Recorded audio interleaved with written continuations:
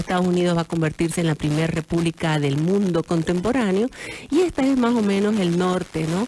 Que van a seguir estas colonias del sur, pero además la desintegración del Imperio Español, la Revolución Francesa, los problemas internos que habían, y sobre todo, no es que nos levantamos el 24 de septiembre o el 25 de mayo, dijimos queremos hacer la revolución, sino que ya estaban dadas las condiciones para que esta gente que vivíamos en América quisiéramos independizarnos, ¿no? Entonces, los 300 años de haber pertenecido a la corona española, después vamos a comenzar a formar estados libres e independientes. Ahora, como vos decías, esa herencia ha sido administrada, ha tenido un impacto diferente en cada uno de los países que fueron formándose en las gestas libertarias de América. Definitivamente creo que la regionalización de América es parte del Imperio Español, pero decir que nosotros, porque por culpa del Imperio Español vivimos como vivimos o tenemos lo que tenemos, me parece una falsedad, ¿no? Hace 193 años que somos un país libre e independiente, que lo hemos administrado nosotros mismos, entonces no podemos seguir echándole la culpa a la colonia, ¿no? No sé si escuchaste el discurso del presidente Morales en Yapacaní el 2 de agosto, ¿no? Y yo me reía porque era en el Coliseo 12 de octubre, ¿no? Que fue el día que Colón llegó a América, y él decía, ya no somos más indios, ahora somos campesinos. Y uno se pregunta, pero es que no entiendo, ¿no? Porque campesino es una categoría económica, socioeconómica, el que trabaja en el campo, vive del campo. El indígena es una categoría cultural, étnica, ¿no? En la que demuestran sus diferencias. Pero de cualquier manera, Maggie, creo que son 193 años de vida republicana, independientemente que ahora nos llamemos Estado plurinacional, y que deberíamos reflexionar qué hemos hecho bien, qué no hemos hecho y qué hemos hecho mal para cambiar, ¿no? El presidente Morales y el movimiento del socialismo intenta acabar con el 6 de agosto, pero no puede, ¿no? Ellos han impuesto el 22 de enero, que fue el día en que Evo Morales se entronizó al poder. Ese término lo usó él mismo, ¿no? La entronización, si te acordás, en Tiahuanacu, ese 22 de enero, ¿no? Y yo te venía escuchando y vos decías, efectivamente, la democracia está herida, ¿no? Y claro, uno si estudia la historia de estos 200 años, el único régimen que se suicida es la democracia, ¿no? La democracia va acabando consigo misma. Pero ya el 22 de enero del 2006, Evo Morales nos dijo que llegó para quedarse, ¿no? O sea, nunca nos mintió. Yo creo que hubo mucha gente ilusa que pensó que eso era simplemente palabras dichas, ¿no? Pero él fue muy claro, él llegó para quedarse, y para quedarse 500 años. Por eso es que me sorprenda que ahora diga que se va a quedar solo 14 más, ¿no? Que ha reducido de 500 a 25, ¿no?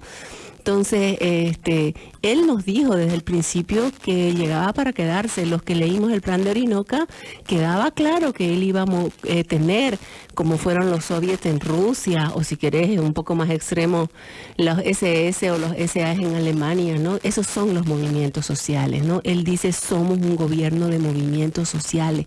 Entonces, como Lenin decía, este es el gobierno de los soviets, ¿no? Él se ha declarado un socialista, entonces, como socialista no tiene por qué dejar el poder, ¿no? El poder, dijo Marx, hay que tenerlo hasta destruir el Estado burgués.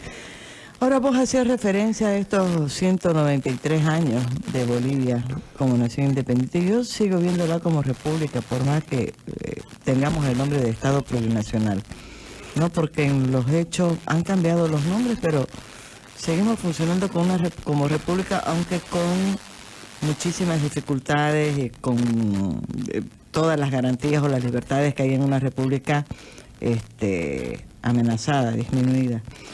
Pero justo ayer que quería yo escribir para el artículo de mañana sobre Bolivia, no me dio el tiempo, ¿sí, no? Volví a la famosa dramática insurgencia de Bolivia de Charles Hernández, y no me acordaba que había habido una polémica porque el libro no fue incluido en esta lista de obras sobre la historia de Bolivia que seleccionó el gobierno a través de la vicepresidencia y de la biblioteca del Bicentenario, la BBB. Eso. hay quienes defendían la no inclusión de este libro, decía que el libro no se ajustaba a la realidad de Bolivia, no se ajustaba a la realidad de la lucha, cómo fueron los que estaban en la pelea por la independencia, etcétera y tal. ¿Cuál es tu criterio? Bueno, perdón, sí. Es que eso era a propósito de pensar, porque uno hace un recuento y digo, caramba, en 193 años, qué pocos tiempos hemos tenido de tranquilidad y paz en este país. Perdón, Paula. Efectivamente, hemos tenido poco tiempo de tranquilidad, pero tampoco hemos tenido unas guerras como las europeas, digamos, ¿no? O sea, si comparamos el continente en sí, si bien han habido guerras, no podemos, no hemos tenido esa violencia como puede haberse visto en Europa. De cualquier manera, bueno, la Biblioteca del Bicentenario no debería ser un referente, ¿no? Porque ese es simplemente ideológico. Las obras que han sido seleccionadas responden a la ideología del movimiento al socialismo, ¿no? Y no se trata de contar una nueva historia eliminando a los viejos actores y poniendo nuevos. Yo creo que debería tratarse de recuperar a los viejos autores, a los actores de la independencia que no han sido vistos. Y quiero referirme a Santa Cruz, May, porque sí, soy cruceña, estudio la historia cruceña fundamentalmente, pero creo que es la historia más olvidada en el contexto nacional. Incluso si ves en la dramática insurgencia de Bolivia, no se hace referencia, ¿no? Charles Arnade es un hombre que está siempre trabajando sobre el occidente y su referencia es Bolivia andina, ¿no? No. Incluso en su historia de Bolivia tampoco hace mucha referencia a lo que pudo haber pasado en esta gran parte del territorio nacional. Pero volvamos a lo nuestro. La historia tradicional boliviana siempre nos habla de Tupac Amaru, ¿no? Que se levantó en el Cusco, Tupac Katari o Tomás Katari, que se levantó en Potosí. Pero ¿qué pasaba en el oriente boliviano? Vos anunciabas esa muestra sobre los indígenas, nunca nos fuimos. Yo creo que nunca nadie dijo que se fueran, ¿no? Pero esos indígenas no están representados en la historia, ¿no? Hemos demostrado hasta el cansancio, por ejemplo, la guerra mojeña, ¿no? Cómo los mojeños se van a levantar contra el dominio español, o la guerra chiriguana, que va a tener a la cordillera, que no es la cordillera oriental, como algunos dicen, sino la faja subandina, la cordillera chiriguana, la va a tener levantada casi los últimos 50 años de la presencia española, ¿no?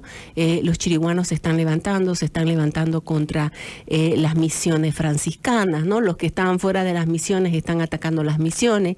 El Estado español, el imperio, está intentando sentar presencia en la cordillera para apaciguar. Entonces, no solamente son los indígenas del occidente los que se levantaron contra la administración española, sino también los indígenas del oriente. Digo, yo lo he publicado en varios textos, pero no es algo que se conozca, ¿no? Y seguramente acá este niño me dirá que nunca lo habrá escuchado en su colegio mencionar, digamos, ¿no? Todos los levantamientos de la guerra chiriguana o de la guerra mojeña, ¿no? Incluso los mojeroños llegaron a matar a un gobernador de Mojo justamente por sus abusos cometidos, ¿no? Y la audiencia no los castigó porque evidenció los abusos de este gobernador, que tenía como esposa a una duquesa que pensaba que estaba viviendo en Europa y estaba viviendo nada más y nada menos que en las llanuras de Mojo, y que tenía que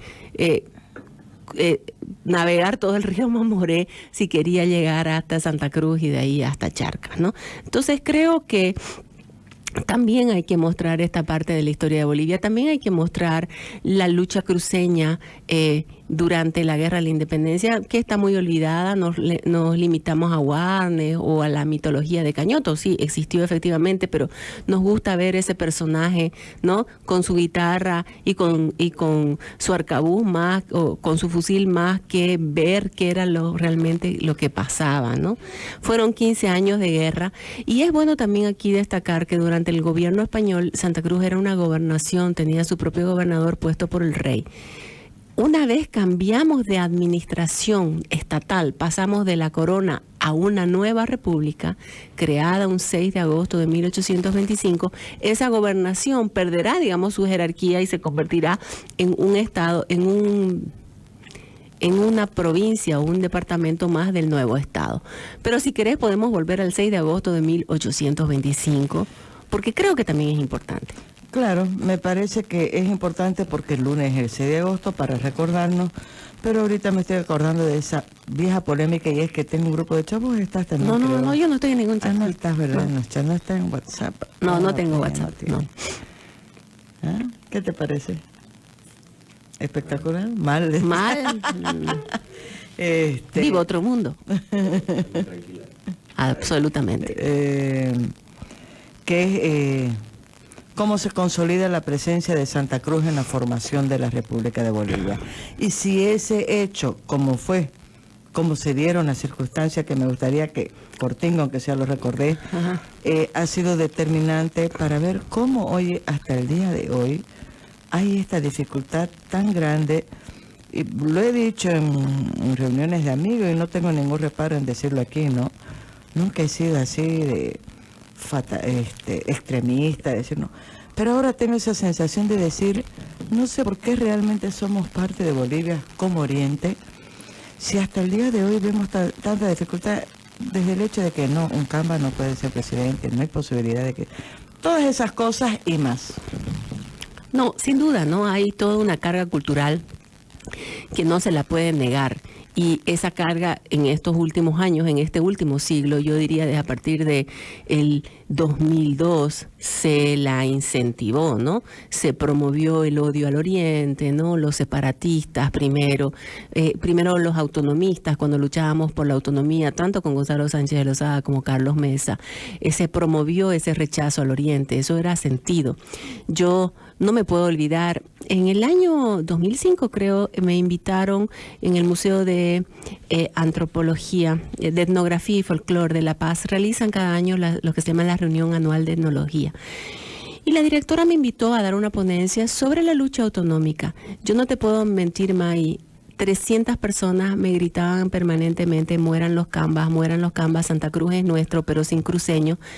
Sinceramente, yo no pensé que el odio se podía sentir. Y eso, ¿no? Antes de que por Evo supuesto, Morales antes suba al poder. Por supuesto, pero muchos de los que estaban conmigo en la mesa, me acuerdo de José Luis Saavedra, que después fue viceministro de Educación Superior, yo no pensé que se pudiera sentir, pero ahí sentí cómo es ese auditorio, que no era solamente, y sería muy injusto de decir gente del pueblo, eran muchos intelectuales, también extranjeros que gritaban eso, tanto así que me tuvieron que sacar escoltada, ¿no? Me vinieron los guardias y me acompañaron al taxi. Eso fue para mí notar quienes acusan de racistas. Y ahí tengo que destacar, qué sé yo, por ejemplo, ahora la figura de María Luisa Sux.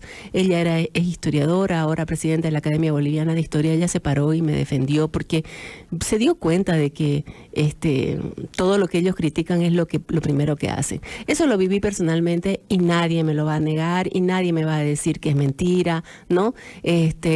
Como hay gente que quiere negar, digamos, la masacre de Tarevindo, dice eso es mentira, ¿no? Entonces, creo que esas cosas no se pueden negar. Las personas que la hemos vivido y las vivimos permanentemente, sabemos que existen. Entonces, pero creo que eso no sería óbice para construir un país, ¿no? Porque si vos aceptás tus diferencias, los unos somos así, los otros somos asá, los unos nos dedicamos más, nos gusta abrirnos al mundo exterior, a la inversión extranjera, a ustedes no les gusta tanto, sería posible, pero aceptando, ¿no? Tanto se habla de multiculturalidad, de interculturalidad, del respeto al otro, ¿no? Ninguna cultura es superior que otra, pero en la práctica sí, ¿no? Nos están diciendo que hay una cultura que es la reserva moral, ¿no? Y que los otros que no pertenecemos a esas culturas somos más o menos los vendepatrias, ¿no? Entonces, el discurso, lamentablemente el discurso del movimiento del socialismo es un discurso que divide, un discurso que incentiva el odio y las diferencias. Sí. Reforzó ya una visión y un discurso y una práctica que se ha venido repitiendo a lo largo de décadas en este país. No, sin duda.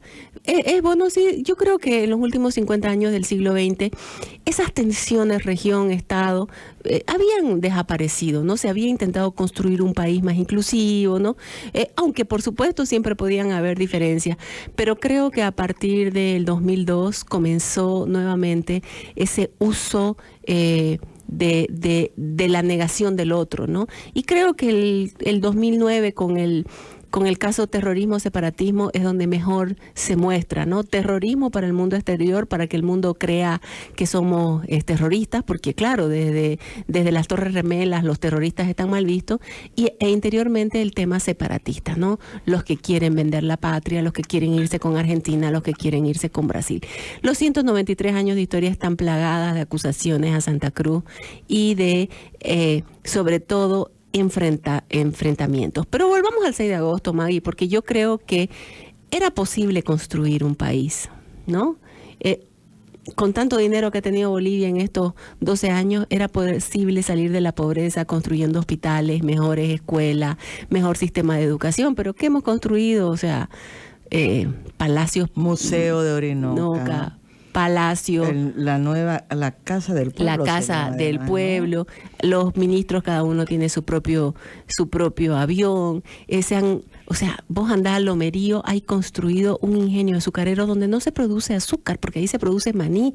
O andá a Buenaventura, o la fábrica de harinas, la fábrica de lácteos, la fábrica de cítricos, o la planta liquidificadora de gas, o la de Uria. O sea, Paula, pero ¿por qué sucede eso? ¿Qué hay en el gen de los bolivianos? ¿Por qué somos así? Para repetir las historias, para no poder romper este círculo vicioso. Bueno, porque no son yo mucho pensaba ayer en eso, ¿no? Ignacio me dijo un día, la repetí ayer con una amiga, la frase: mamá, creo que nacimos en el país equivocado. Y eso te da una tristeza terrible.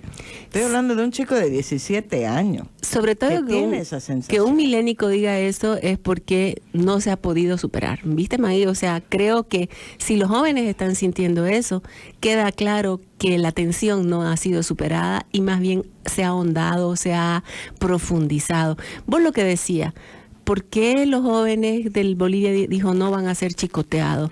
O sea, la democracia del chicote, pero bueno, nos dijeron que era así, ¿no? Evo Morales y Álvaro García Linera en todos sus libros nos hablan de eso, del chicote, ¿no? Ese es finalmente la mejor expresión, o yo digo el rodillazo, ¿no? Porque Evo Morales pierde un partido y le tira un rodillazo a la persona que no le puede hacer el gol. Pero si el otro día dijo que mandó meter preso a los de la banda porque no tocaron cuando hizo un gol.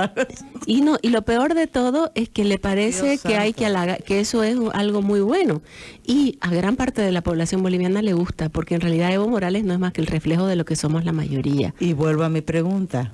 Bueno, yo no tengo esa respuesta. Recientemente Henry Oporto publicó su libro Como Somos, ¿no? Los bolivianos. Vale la pena leerlo porque muestra justamente eso, ¿no? Y ya Medinaceli decía a principios del siglo, los bolivianos somos como la mujer de Quevedo, ¿no? Cuando nos miramos al espejo, rompemos el espejo. ¿Y por qué rompemos el espejo? Porque no somos capaces de asumirnos, ¿no? O sea, el culpable es el espejo y no es lo que nosotros somos. Pero el 6 de agosto de 1825 creo que es importante. Evo Morales no lo ha podido evitar, ¿no? No lo ha podido finalmente, no ha logrado que su 22 de enero lo supere. Porque el 6 de agosto hay desfiles patrios, porque nadie desfila, no hay ninguna escuela. Espero que con esto no abra la escuela el 1 de enero para que tener jóvenes desfilando el 22, ¿no? Entonces, además nos mintió porque dice el 22 de enero es el día que aprobamos la Constitución. No, eso fue el 25 de enero. O sea, podemos ver el calendario, ¿no? Pero el 6 de agosto de 1825, 5 provincias que formaban un territorio que se llamaba Audiencia de Charcas, que era solamente en términos judiciales, que son La Paz, Cochabamba, Potosí, Charcas y Santa Cruz de la Sierra, deciden formar un nuevo estado que se llamará la República de Bolívar o Bolivia. Pero aquí es bueno aclarar, Maggie, ya la guerra de independencia había terminado un año antes. Entonces, lo que vemos durante todo ese año son unas negociaciones entre Sucre, Bolívar y estos grupos, ¿no? En Santa Cruz la independencia se proclama el 14 de febrero de 1825. Aguilera sale de Santa Cruz, va a negociar con Sucre. Sucre va a poner aquí a un presidente del departamento que también va a negociar con las fuerzas cruceñas para ver. Había un grupo de cruceños que quería unirse a Buenos Aires, había otro grupo que quería ser independiente y había otro grupo que quería formar una nueva república, que era el planteamiento de Antonio José de Sucre, apoyado por Olañeta. Pero también hay que entender que en este espacio estaban por un lado los intereses del ejército colombiano, de los ejércitos del norte, ¿no? O sea, nos habían liberado y había que cobrar, porque hay que ser sinceros, no es que Bolívar nos liberó porque nos amaba, tuvimos que pagar a esos ejércitos por habernos liberado. Pero lo que es la audiencia de Charcas había pertenecido al virreinato del Río de la Plata. Y en eso Bolívar la tenía muy clara, por eso le dice a Sucre, no se adelante, tenemos que ver qué nos dice el Congreso del Perú, ¿qué nos dice el Congreso del Río, de las Provincias Unidas del Río de la Plata, lo que posteriormente va a ser Argentina? Y ahí hay una gente que también tiene una voz, digamos, ¿no? Y lo que hizo en realidad Sucre es llevar o poner en vigencia la voz de estos habitantes que vivían fundamentalmente en La Plata, ¿no? Pero finalmente el Congreso del Perú dice que le da la libertad a estas 5 provincias de decidir su destino. El Congreso de las Provincias Unidas del Río de la Plata también nos dice eso. Están los intereses colombianos, están los intereses de nosotros mismos y también, aunque no lo creas, hay unos intereses brasileños, ¿no? El gobernador de Mato Grosso ocupa hasta San Miguel de Velasco, hasta lo que es hoy San Miguel de Velasco, en ese momento San Miguel de Chiquito. Pero esa expedición va a ser prohibida por el propio emperador del Brasil, don Pedro, y se van a replegar las fuerzas. Entonces, este era un territorio en disputa. Bien lo ha dicho José Luis Roca, entre Lima y Buenos Aires, o sea, un territorio sándwich entre los intereses de los realistas de Lima, de los patriotas de Buenos Aires.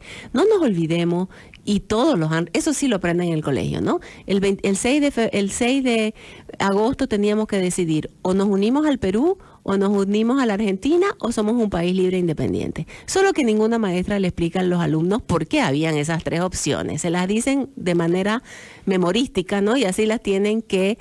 Y gran parte de los diputados de La Paz apoyaron unirse al Perú. Por ejemplo, el diputado de Chiquitos, que llegó tarde, él quería la unión con la Argentina, pero la mayoría de los diputados plantearon ser un Estado libre e independiente. Y los 2 diputados que fueron por Santa Cruz y Valle Grande, Seoane y Caballero, llevaron unas instrucciones clarísimas. Que a mí me parece muy injusto la gente que así de manera muy por arriba dice, ellos nos traicionaron, ellos fueron a decir que queríamos unirnos a Bolivia. O sea, en esas instrucciones hay una voluntad clarísima de los cruceños y esas 21 instrucciones creo que hay que estudiarlas. Ya las hemos publicado y hemos demostrado qué es lo que dicen los cruceños. Nosotros sí quieren ser un país libre e independiente, efectivamente, pero están diciendo respeten los límites del departamento. Todo ese problema de Incahuasi ya está ahí claro. O sea, no vamos a permitir que se lleven cuevo. Por otro lado, está diciendo, queremos el libre comercio. Queremos abrirnos al mundo, queremos abrir el comercio con Brasil, queremos abrir el comercio con el río Paraguay, queremos la libre navegación de los ríos, queremos la apertura de caminos. Increíblemente esta gente está diciendo queremos mejorar la educación, queremos que las poblaciones indígenas puedan ser educadas para poder salir de su pobreza, ¿no? Entonces, también hay que estudiar eso. Es muy interesante estos 21 planteamientos porque ellos ya van a marcar, desde mi perspectiva, el norte cruceño, ¿no? O sea, ese ethos, es decir, qué es lo que los cruceños querían desde 1825.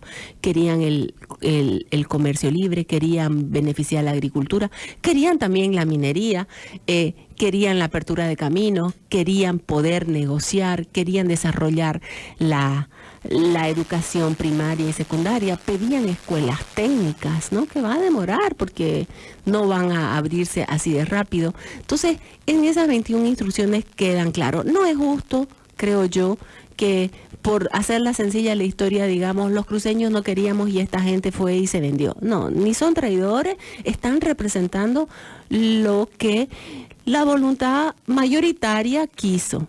Que algunos podemos estar o no de acuerdo con eso es otra cosa, pero la voluntad mayoritaria planteó justamente esa opción. Ni Buenos Aires, ni Lima, sino un estado libre e independiente en la que tengamos cabida, porque finalmente teníamos 1,6 millones de kilómetros cuadrados. De esos 2 millones que conformaron el nuevo estado, estaban aquí.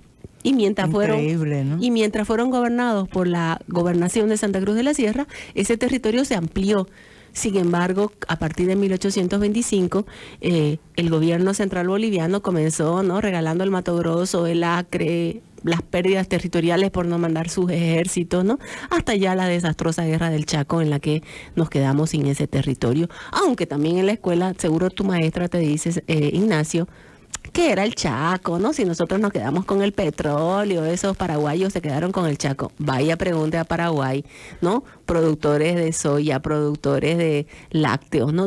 Entonces, creo que esa simplicidad con la que algunos intentan ver nuestra historia no es correcta, y menos correcta y es ingrata con gente que sí luchó para que este departamento sea lo que hoy es, porque a pesar de las trabas impuestas por el Estado boliviano hemos logrado construir lo que esta gente en 1825 ya planificó.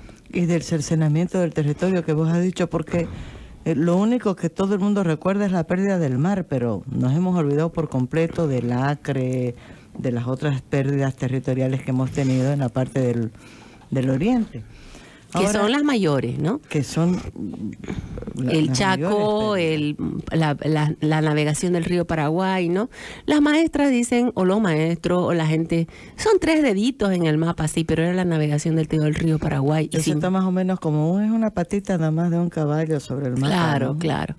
No, pero yo creo que a pesar de ese cercenamiento territorial, a pesar de todo, creo que hemos logrado construir, y eso es un punto a favor nuestro, un departamento que ahora ya tiene un gobierno propio, gracias también a la lucha de los cruceños, que fue una lucha permanente, y a partir del 2005 logramos pues elegir por primera vez, mira, después de 180 años de vida republicana y de lucha cruceña, logramos elegir por primera vez a nuestro prefecto, que ahora es gobernador, y tenemos una asamblea legislativa departamental.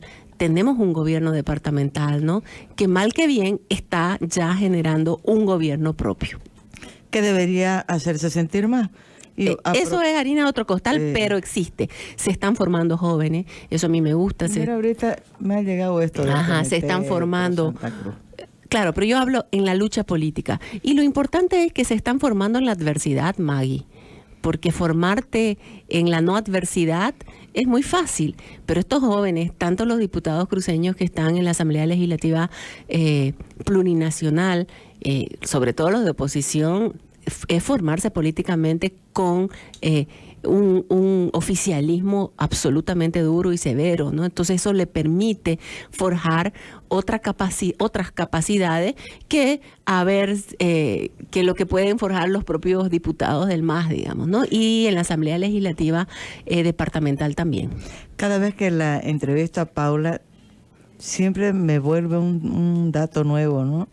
Y te hago de manera reiterada esta misma pregunta, porque es algo que me agobia. ¿Por qué no hemos tenido la capacidad suficiente, con todas las adversidades, sabiendo cómo es la situación en el país, de manera autónoma, de manera independiente, creativa, difundir esta parte de la historia que siempre va a estar fuera de la historia oficial? O sea, no me valen ahorita cuando me dicen no, porque el programa de educación viene del ministerio. Ya, digamos, eso es lo formal. Pero nada nos impide, ¿no es cierto? Ahorita estamos viendo esto, escuela de líderes, no sé qué. Nada nos impide que a lo largo de todo este tiempo hubiéramos reforzado, ampliado la difusión también de la parte de la historia que no está en la historia oficial. Bueno, los que nos dedicamos a eso hacemos todos los esfuerzos, ¿no? Publicando. Claro, pero son poquitos. Sí. Digo, ¿por qué los resultados de esos estudios, Paula, no se difunden de manera masiva? Bueno, yo creo que se necesita una mayor conciencia, ¿no? Una burguesía regional que sea capaz, o una burguesía departamental, de asumirse sin vergüenza, ¿no? Una sin complejos. Y simplemente voy al ejemplo más vano, ¿no? Una de las formas más importantes de la cultura es nuestra forma de hablar. Aunque muchos hayan criticado, también la culinaria es una forma, un hecho cultural importante, efectivamente, pero nuestra forma de hablar es probablemente lo más importante, lo que demuestra lo que somos, ¿no? Y claro, la gobernación ha asumido el uso del vos, el municipio no lo quiere hacer. Incluso hasta el movimiento al socialismo local lo usa, ¿no? En su campaña, vení para acá, me acuerdo para el 20 de febrero. Eso no significa que tengamos que hablar con errores, ¿no? O escribir, ¿no? Pues con J no es así. Que no la pronunciemos la S no significa que no la vamos a escribir o que vamos a escribir con errores ortográficos. Pero ahí va. Ay, mira cuántas cooperativas que dicen 50 años de presencia en Santa Cruz y no quieren hacer su propaganda con vos. ¿Cuántas empresas que yo digo, pero si ustedes surgieron en la Santa Cruz de los 60, en la que era tan difícil construir, ahora tienen presencia nacional, pero no se animan. Y eso yo creo que también es un complejo, ¿no? Un complejo de no animarse. Nos falta un poquito de conciencia. Terrible es eso. ¿No?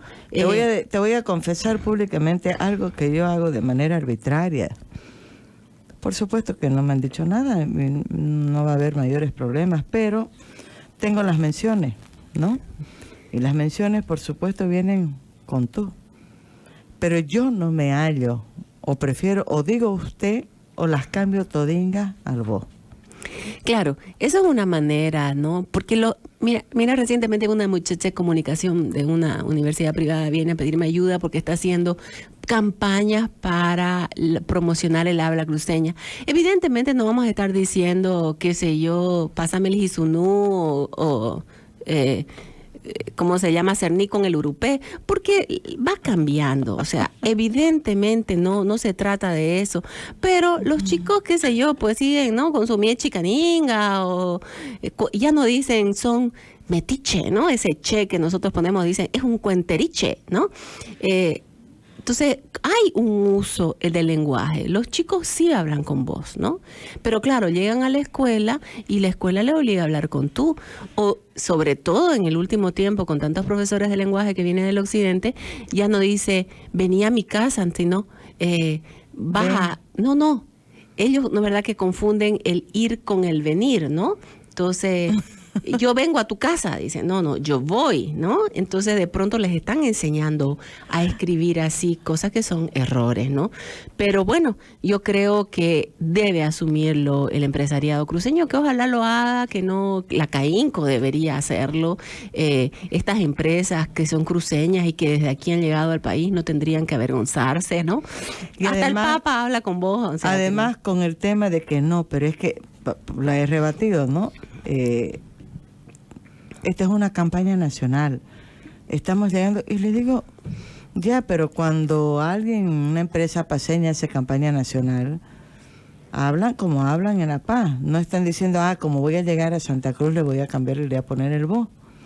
Cada uno habla como habla nomás. Ahí está, Maggie, probablemente la respuesta a tu pregunta. ¿Por qué no hemos sido capaces? ¿Por qué, pese a que se le solicitó a los constituyentes que la educación sea una competencia regional, departamental, no estaban interesados en eso, ¿no?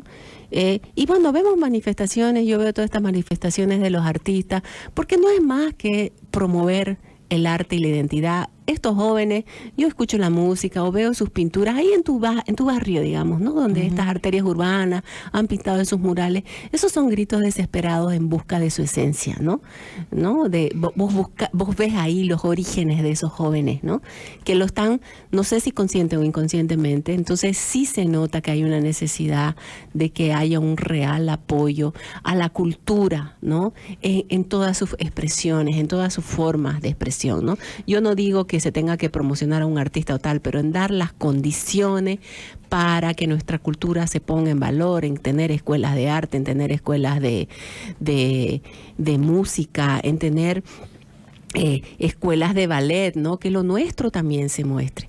No creo yo que el gobierno municipal tenga que pagar a un artista, pero sí tiene que darle las condiciones, tienen que haber teatros, tiene pero que haber además que todo lo que hace no es que está haciendo un favor que me enferma, ya sea de la alcaldía, de la gobernación, del gobierno central.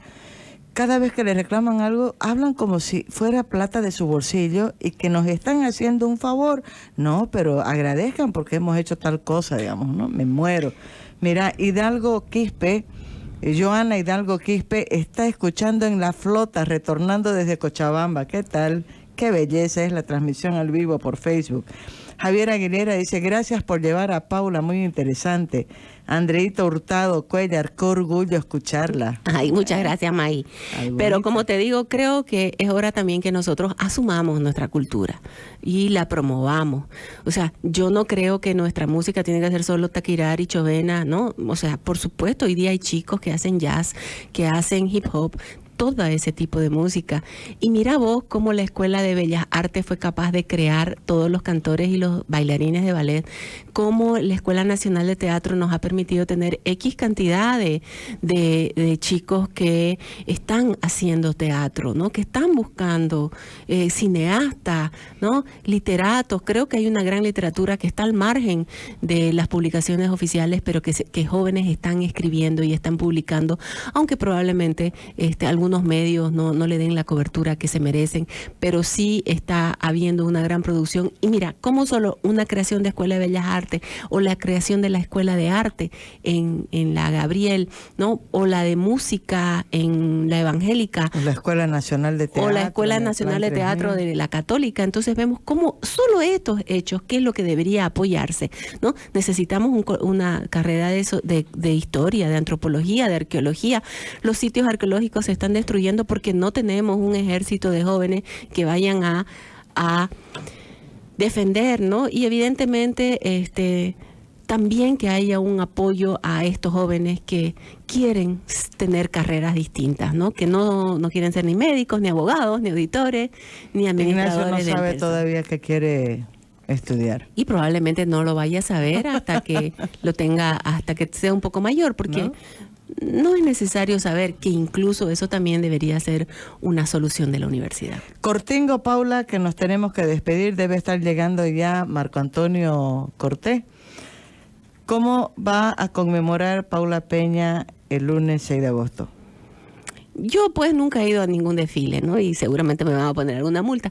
No, no, sí, cuando mi hijo era chico lo llevaba y los desfiles eran en la plaza, tanto para el 24 y el 6 de agosto, porque creo que son cosas importantes de ver. Pero hoy seguramente me pasaré leyendo, organizando, porque ya empezamos clases en la Gabriel el día 7, pero nunca ninguna actividad especial, ¿no? Y bueno, alegre por la lluvia, después de 60 días sin lluvia, el campo estaba realmente, las pérdidas eran impresionantes. Ojalá la lluvia llegue a todo el territorio del departamento, porque al parecer no está llegando donde debe llegar, ¿no? Es nuestro regalo del 6 de agosto. Ojalá así sea, porque realmente la base de la economía cruceña está sufriendo. Y si esa base sufre, sufrimos todos. Paula, mil gracias. No, gracias siempre. A vos. Me tengo que ir a un nuevo corte. Vamos a escuchar los Taitas del Beni que cantan en las playas del Beni. Ignacio, tenés que dar un mensaje. Hola.